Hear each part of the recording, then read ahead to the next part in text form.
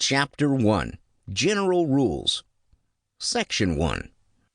The first and foremost rule for the wise conduct of life seems to me to be contained in a view to which Aristotle parenthetically refers in the Nicomachean Ethics.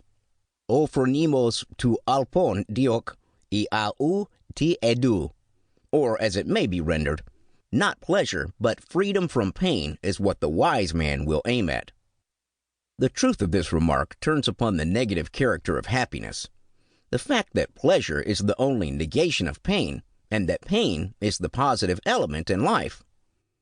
Though I have been given a detailed proof of this proposition in my chief work, I may supply one more illustration of it here, drawn from a circumstance of daily occurrence.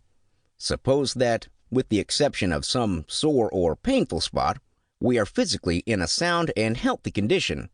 The sore of this one spot will completely absorb all our attention, causing us to lose the sense of general well-being and destroying all our comfort in life.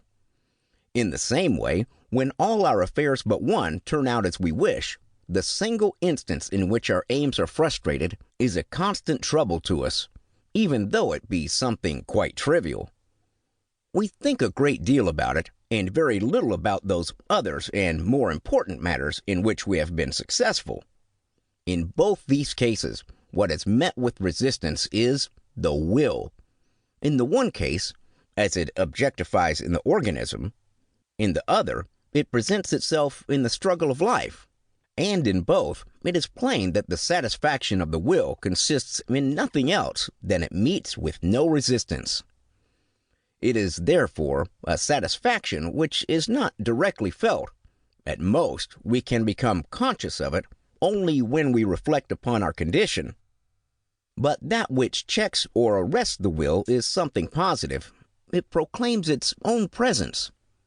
All pleasure consists in merely removing this check, in other words, in freeing us from its action, and hence pleasure is a state which can never last very long.